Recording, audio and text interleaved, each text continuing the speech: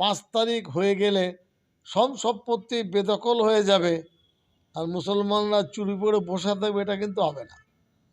তখনকার অবস্থাটা তো বলা যাবে তখন। সকাল দুপুর 12টার খবর তো সন্ধ্যাবেলা বলা যাবে না। ঘড়ির কাঁটায় যখন 12টা বাজবে তখন 12টা বেজেছে বলে তার প্রতিকার, প্রতিবাদ, প্রতিরোধ তখন বলা যাবে। এখন আমরা অ্যাডভান্স কিন্তু বলতে পারবো না। লড়াইটা খুব সঙ্গীন, খুব স্পর্শকাতর। মুসলমান সমাজ ওকাব সম্পত্তির 1 ইঞ্চি জমি ছাড়বে না। Eastern India's #1 boarding school, Himalayan International Residential School, Siliguri. Separate AC hostel for boys and girls. 126-acre lush green campus. World-class sporting facilities. Admission open for session 2026-27. Hurry up.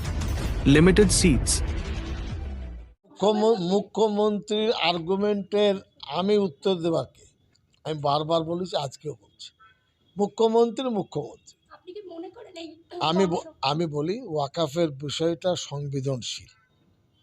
মুসলমান সমাজের সাথে ওয়াকাফের সম্পর্ক 1,500 বছরের। ঘটনাটি বা বক্তব্যটি ওয়াকাফ ইউজারের বিষয়ে, ইন জেনারেল সব নয়।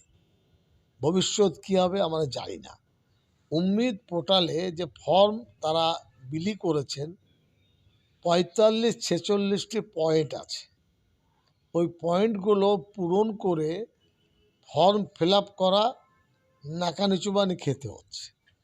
কেন্দ্রের আইন, সেক্ষেত্রে আমরাও বলবো যার দ্বারা যথাসাধ্য পোর্টালে আপনি রেজিস্ট্রেশন করুন।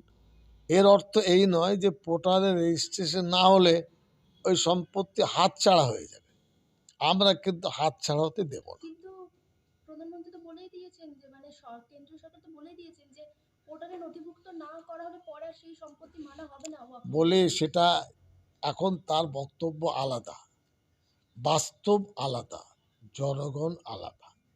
একটি গ্রামে ইউজার ওয়াকাফ সম্পত্তি আছে, ধরুন একটা কবরস্থান আছে, পীরত্ব সম্পত্তি আছে, বা দরগা আছে, বা কোনো মসজিদ আছে। এখন সেখানে যদি কেউ বলে এটা তোমার নয়, এটা কি বলা সহজ? ঘর ঠান্ডা, ঘর থেকে ওই গ্রামে গিয়ে বলতে পারবেন কেউ? সমস্যা তৈরি হবে না? হওয়া স্বাভাবিক।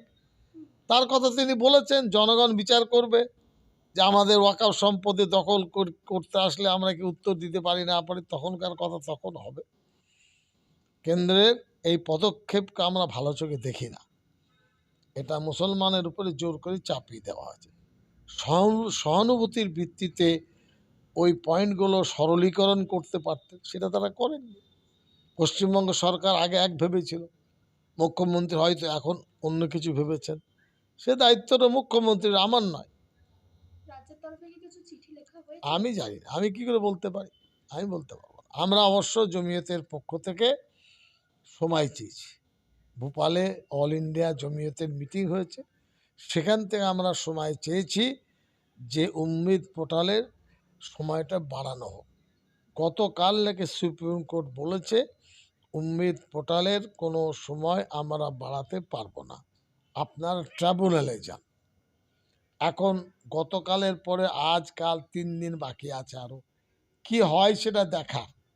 কিন্তু এটাও সাথে সাথে বলছি 5 তারিখ হয়ে গেলে সব সম্পত্তি বেদখল হয়ে যাবে আর মুসলমানরা চুরি করে বসে থাকবে, এটা কিন্তু হবে না।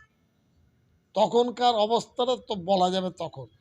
সকাল দুপুর 12টার খবর তো সন্ধ্যাবেলা বলা যাবে না। ঘড়ির কাঁটায় যখন 12টা বাজবে তখন 12টা বেজেছে বলে তার প্রতিকার, প্রতিবাদ, প্রতিরোধ তখন বলা যাবে। এখন আমরা অ্যাডভান্স কিন্তু বলতে পারবো। লড়াইটা খুব সঙ্গীন, খুব স্পর্শকাতর। মুসলমান সমাজ ওকাব সম্পত্তির 1 ইঞ্চি জমি ছাড়বে না। আমরাও কোনোদিন সেটা মেনে নেব না, কেউ জোর করুক। পরিস্থিতি কোন দিকে যায়, বিরোধীরা দুর্বল, তারা যে শক্তি থাকতো লড়াই করে পার্লামেন্টও তো হেরে গেলেন।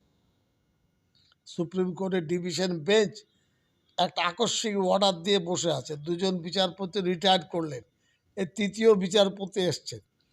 কতটা তিনি কি না মানসিকতা তৈরি করে লড়াই করতে পারেন, ভবিষ্যৎ বলবে। পরিস্থিতি খুব জটিল, এতে কোনো সন্দেহ নেই। চলো।